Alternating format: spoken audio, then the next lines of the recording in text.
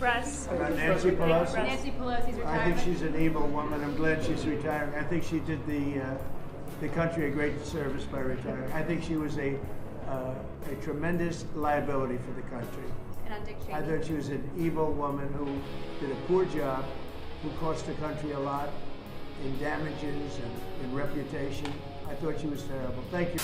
I'm going to tell everyone at home that's watching this right now, and I'm sitting in my nation's capital now, and I'm telling you from my experience, the people that you elect to run your country are puppets. They are not the true wielders of power. Donald Trump likes to call this the deep state.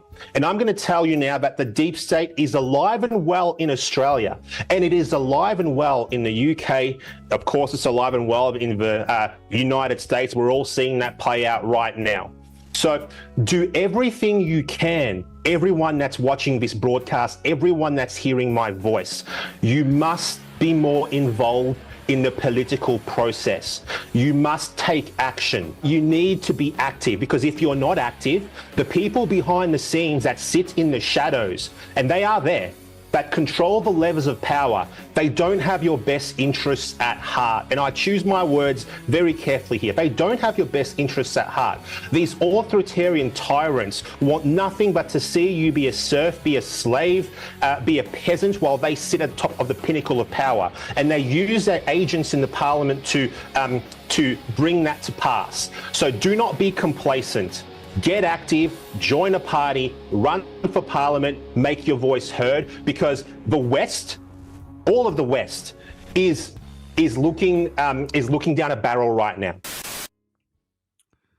Now that may come as a surprise to some, that there's a deep state. Think about that. I know I'm joking, and you obviously get the joke, but there's a huge population of people that truly believe that the deep state is a conspiracy theorist, a theory, and it can't possibly be true. Now, the vast majority of these people are boomtards, but that's just how it is. All right, that's the changing of the guard, and as long as they're around propagating it, I mean, it'll keep on going, because they'll be in disbelief, and they'll just vote in whoever extends their pension or increases their pension. That's just how it works. Now, I'm a little bit of a pessimist. I don't believe in the illusion of democracy. I think democracy to me is like racist, misogynist, anti-Semitic, whatever. All these buzzwords, to me, they have no meaning to me. Like, as soon as I hear them, they're a slogan, right? They're a slogan to just divert your train of thought into something else, right? It's almost like if you're onto something, they just call you some name and boom, they get it. So you'll see a lot of people just say, what about our democracy? What about our democracy, right? That's how the brainwashing is so deep ingrained that they will, die on that hill for something that doesn't really exist. We'll get a little bit into that a little bit later. But first, let's take a look at the Tshirts. So we are fending off 100K. Now, is it worth it? Is it a waste of time to mansplain why Bitcoin under 100K is a good thing to your woman? Is it a waste of time? I say yeah. It's a waste of time. Why bother? It's priced in fiat currency. Now, this is the classic rationalization, but your time horizon dictates everything, right? So we talked about this last week. If there wasn't a 4-year cycle, no one would really care what was going on right now, right? But because we put these time constraints, because we're masochists, we want to deliver max pain to ourselves. Not only is the price going down in fiat terms, but there's a time constraint. It has to do this by this, because if it doesn't, it's going to do that. Yeah, maybe. But that's all the more benefit of a lower time horizon. Look out to 2028. Most of the people that I've talked to, it's funny how fast people get orange pilled. It's just a tiny little exposure. That's why if there's anything I'm optimistic on, it's how fast people get orange pilled. Who the hell is phoning me? Hello? It's Patrick. He's taking out life insurance. Just a little bit of exposure. I'm not talking about some massive buyers. They just, bought a little bit back when it was 50, 60, but it just starts to compound intellectually in their head. And then now they're coming to me and they're telling me, looks like a juicy price to get in. You know, I usually I have to run the gamut of rationalizations with them, you know, about everything, why the price is going down, even though nobody knows why the price is going down. Simply put, there's more sellers than buyers. All right, case closed. But they're all coming to me excited about the price going down. That's a little bit of a newbie white swan. You know, usually they're the big panickers. You know, like, oh my God, yeah, it's down 4%, right? They'll freak out, but they're actually coming to me like, oh, I hope it goes to this. I hope it goes to that. And that makes sense because once you get orange pilled, you realize I just got to put all my money into this. I got all this fiat blood money's got to go somewhere. It's going to go here. So it's interesting to see. Now, if we're going to be realistic, you know, with this astrology, this is starting to form its own kind of epic bear flag, if it were, right? Well, it's just like it is putting lines on a chart. They really don't mean anything. It's really the rules. You know, for instance, when it comes to, let's just extend this out, see if we can turn this into a manifest, if it were a channel of ascension.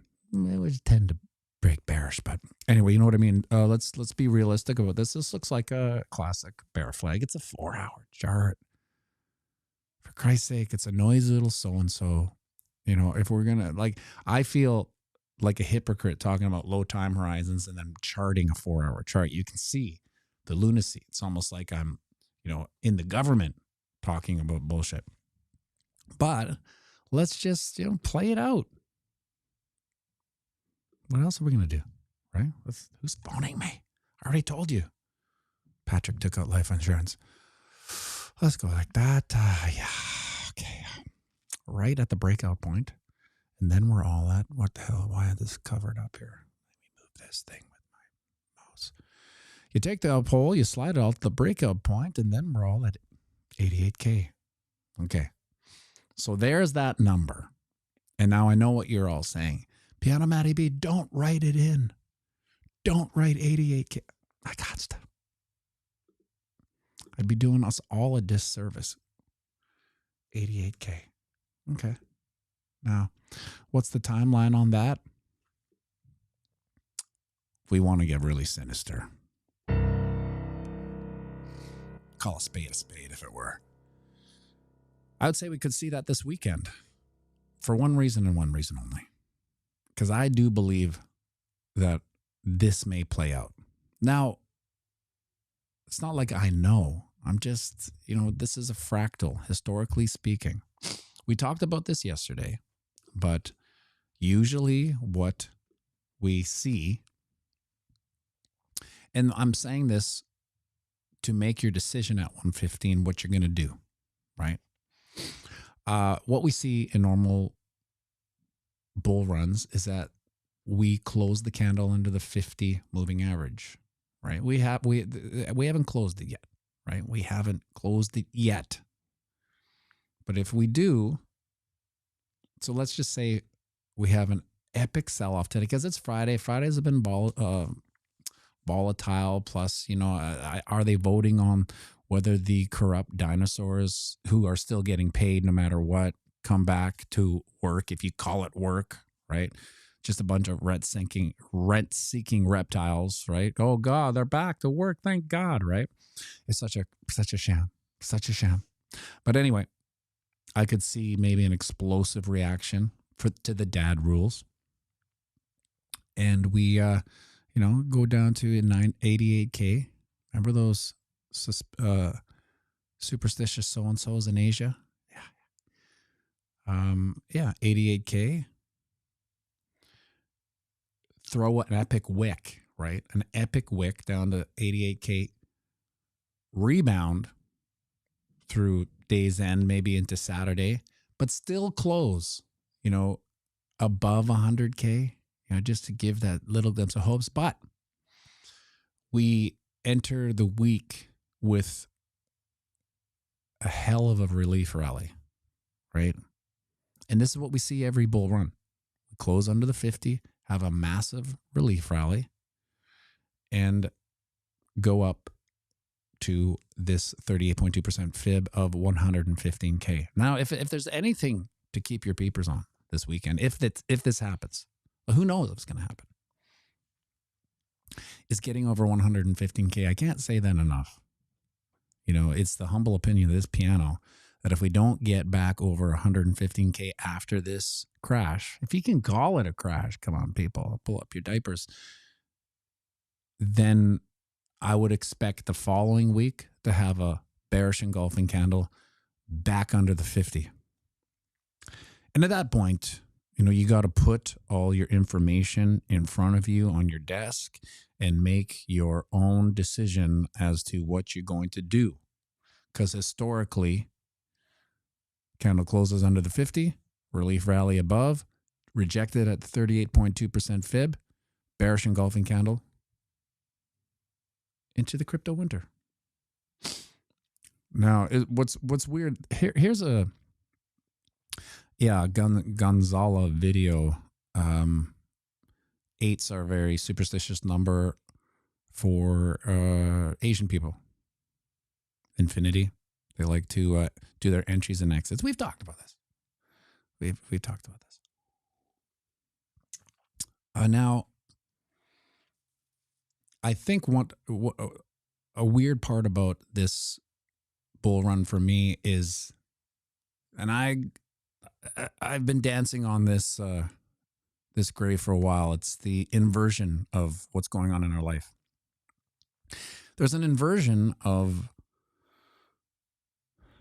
bull market optimism. So what I mean by this is weird to me. Some of the things that have been very weird to me on this bull run is that when we do see pumps, they're so incredibly side-eyed, and everyone's just like, "Oh, yeah, we're up now, all-time high. Yeah, well, wait, when are we going to get dumped on?" And then we get dumped on, right? So there's a certain degree of self-fulfilling prophecy on our way up, right? When we are pumping, the general consensus and sentiment is that we're bound to get dumped on, because we kind of been dumped on this whole bull run to a certain degree, which is weird because we're up 100K. We're not 100K anymore, right? We're up $100,000 from the bottom. Now, wouldn't it be interesting that 115K that I'm talking about would be a 100K bull run of sorts? Now, there was a time where if you said a bull run's going to go up $100,000, people would think you're crazy. You're crazy. It's relative. It's relative, right? But so on the 2021, when we were in the bull run, the concept of a bear market was like, if you think there's going to be a bear market, I want you to go lock your grandma up and shut her up, because there's not going to be a bear market. We're going to the moon. We're going to 100K, and I don't care what you say. Our optimism of upward price action was insanity, right? Because at that point, $100,000 was like, there's no way, right? Now, the inversion of this bull market is that I've never seen so many people sure of an incoming bear market. And maybe that's because the hodler population is just a little more sophisticated. We're well versed in the cycles, because if 2021 was your first cycle, you just heard about the myth of the 4-year cycle, but it was like 100K or bust. We're getting there, even as we're going down. 40K, we're still gonna go to 100K, and then of course we didn't. But now we have no optimism on pumps. In fact, we have like a certain degree of Stockholm syndrome or something, but post-traumatic stress disorder on pumps. We're like, I don't believe it. This is bullshit. Oh, really? It's that high? Yeah, well, wait, just give it a second. We'll get dumped on.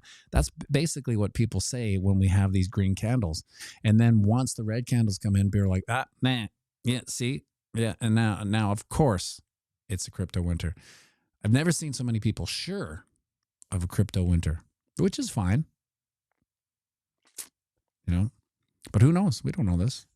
Be interesting. It'll be really interesting to see if this little scenario plays out.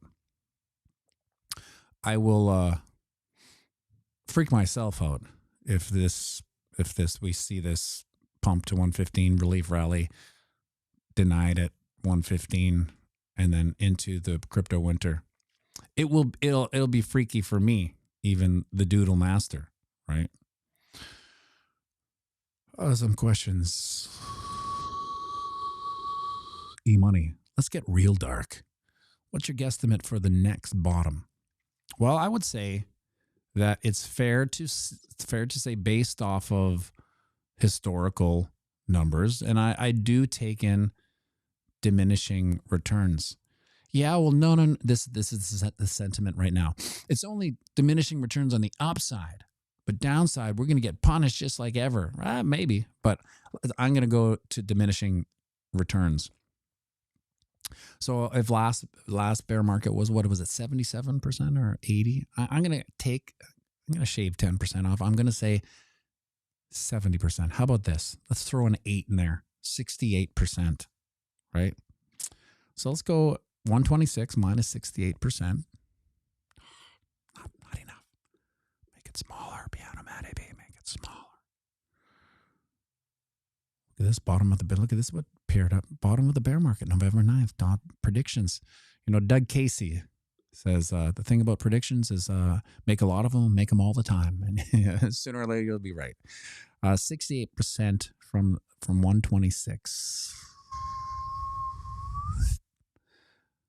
39.4, 40,000, which is so weird because I put this in my I had a dream about 40K. I put it in my calendar. Oh, I text myself. Yeah. I text myself about having a dream about 40K. No, come on. Who cares? I have lots of dreams, you know. But that's kind of weird when I see that. 68% down to 40K. Seems, you know, okay, well, let's take that out. Let's say we go down to 40K, right?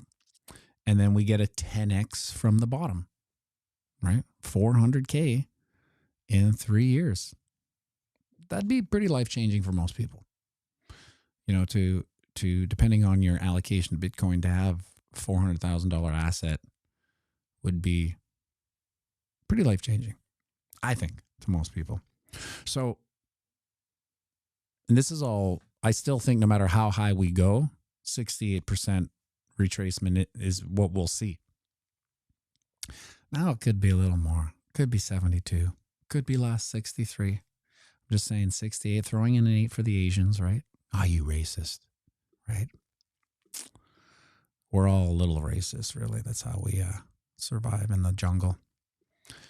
Now, let's take a look at this ding dong. Oh, we're fighting off on the old dollar. What is it? 102 on the here. But this chart, Bitstamp, says 100. About to break under a hundo. Which is, yeah, the bottom. We're now candlesticking these wicks here.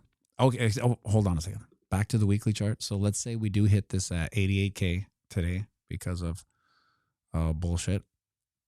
We would leave I'm going to put this as a wick. Hey, come on. I'm out of the screen. Let's the wick down to 88K. Now, in order to really make this look real, I'm going to have to change this color to red. So it looks like a real wick. And did we put 88K? Yeah, not on this chart, but well, let's put it on here just to make it look real, proper like. 88K. Now this is a fake wick, okay? It's as good as a doodle. It's a sanctioned doodle, Scotty Mo. It's a sanctioned doodle. But we're just gonna put that. Maybe that'll play out. I don't know. It would. This is why it'd be a good thing. It will give you a second chance to. Perhaps not round trip. I don't know. I'm round tripping because I don't really care. But if you're in the illusion, that maybe selling and making a taxable event occur is a good thing to do, which I don't think it is a good thing to do. This would be how it would play out. So we got that in. We got it in. Let's take a look at an even worse chart. The monthly. Look at this. What is this? 104. Crushed it. Let's get rid of it now. However, we are not mating this doodle. But if we were to get up to 115, like the doodles say, we would get pretty close to fulfilling this doodle, which does play out to what? 157? Or is that just arbitrary? I just left it there. Yeah, because that's kind of looks like, where's 88K here? 88K. It's kind of in a monthly no man's land, to tell you the truth. It's not really much. Oh, there's the 20 moving average right at 88K. These weird things kind of line up every now and then, but it really is on a monthly chart. I would, I could see right here, a lot of traffic at this 94K-ish. Plus, we are currently candlesticking this wick. 98K will candlestick this wick back in June. So it makes sense. Some smaller infographics here. Fear and Greed Index 21, bullish. Remember, it's called the FOMO index back in the day. This would mean that FOMO is high, right? In an inverted way. See, this is one of those weird manifestations. I was talking about the FOMO index, which was an inversion of the Fear and Greed index, and here we are. We're at high FOMO according to the Fear and Greed index. 21. That means everyone's shit scared, right? Which is a good place to be. Now, we did have inflows. Look at that. $230 million into Bitcoin. That's decent. Maybe that'll reconcile today. I don't know. Jimmy Coco, been a while since we had an appearance of the 3 red candles. Do we have 3 dead soldiers? Yeah. Well, on the weekly, next week would be 3 dead soldiers. That's the pattern, right? That's the technical astrology pattern. 3 red soldiers, that means this is where the inversion comes. Part of me would argue that after 3 weekly red candles, we might see a relief, right? That's pretty decent. Even back here, we had 3 red candles since August, the whole first 3 weeks of August, and then we kind of made up for it. So I think, humble opinion of this piano, that the next week candle will be a relief rally for a lot of dad rules. Maybe the government's back in action. The rent-seeking reptiles will be, they're inside trading again, back in action, extorting value out of the population that is actually providing value. That's what these reptiles do. That's my my prediction on next week. What was I talking about? Oh yeah, 3 red candles. Let's see on the monthly. Yeah. Okay. So if December were to, let's say we close this red, in order to close it red, is there a little gap here between these guys? 109, gap down 109. Let's say it just closes, 115. 115 would close green. It would just close green. But when was the last time we had 3 red candles on the monthly, you ask? Or didn't ask? Don't really want to know because it's pretty scary. Whoa, man. Oh, here. Oh, look at that. When it went under the 20 moving average here. This was April 22, where we cascaded down. There was a little bit of hope here, right? 2 green candles. We're going to 100K, right? And so we went down to 37. We're going to 100K. Got all the way back up to almost 50K. And complete bearish engulfing candle for the last 2 months. And also, so we saw here too. Look at this top 3 dead soldiers. And then a relief. 3 dead soldiers, relief. So that's why it's like, in the larger sense, did it have continued bearish action? Yeah, eventually it did. But we did have a relief.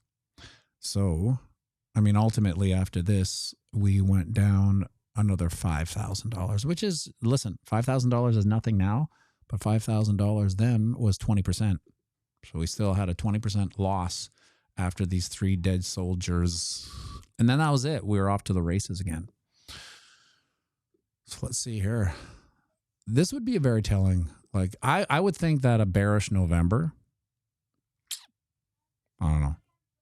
It's hard to pump bullish sweet nothings into anyone's ear at that point. And maybe that's the max pain where people's, everyone leaves and then the price pumps, because that's what happens, right? That's why just doing nothing is the best policy. It's sometimes the hardest because it's not normal for humans to do nothing. We want to do something. We intrinsically want to provide value to other humans.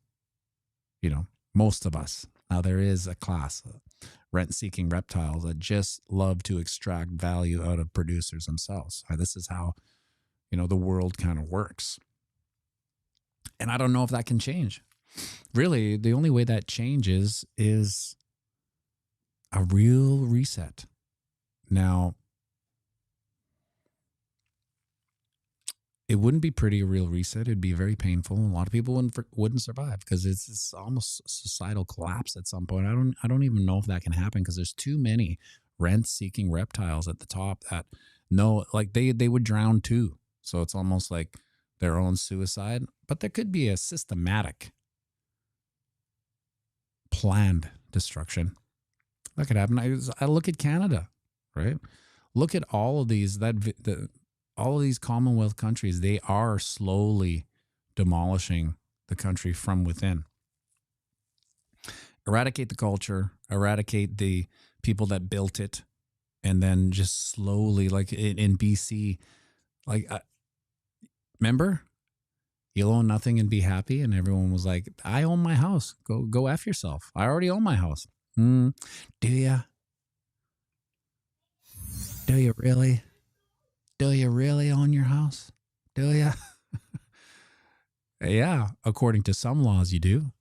But then all of a sudden there's all these old archaic laws where, other people have the land rights to you. And you don't own your house. Can you imagine that? Like that's part of the planned helplessness. So you think you had some planned helplessness. Imagine not owning your house after paying it off. All the taxes, Well, I demand my money back. Good luck. It'll never happen. That's right. Bellamist asked the people in BC if they own their house coming to a neighborhood near you. Check your local listings. Some restrictions may apply. But it's already moving. And what the most brilliant part about this long game that was played is that they actually got all the slaves on the tax farm to publicly declare in the form of land acknowledgements that they're guilty, right? It's all over. Almost every politician said it. Almost every entertainer has to say it. They brought it upon themselves, and there's no turning it back. It's horrible. It's horrific, but that's why I've always been against it. It seems ludicrous. I had to endure it at a Duke school. I was just like this. You do it to yourself, you do, and that's what really hurts. So true. This is just out. I had no idea. Kids with eczema see surprising benefits from the COVID vaccine.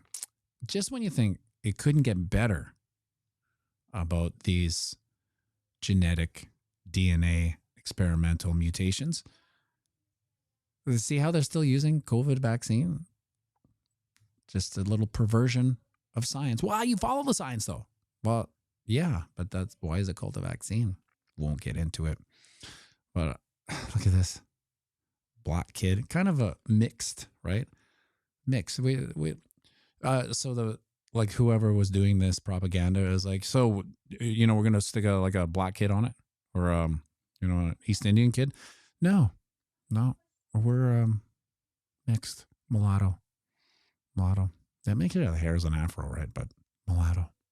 We're going to go with that one. Okay. Let me get this straight. Carney's budget has nothing for ordinary Canadians. Now, this is interesting. What are ordinary Canadians? The white Canadians that have been here forever. But it's granted full social welfare eligibility benefits to 148,000 additional immigrants to Canada by way of permanent residency. Don't say Carney isn't providing anything. He is. So this is where the lies are truths. Everything he says is true. He is providing a ton of shit. Not for Canadians, but who cares about Canadians? This is my wild take, and it's already 8:34. I know it's getting late. My wild take is that World War III will be fought between the States and China over Canada. Make sure you like and subscribe and share this video.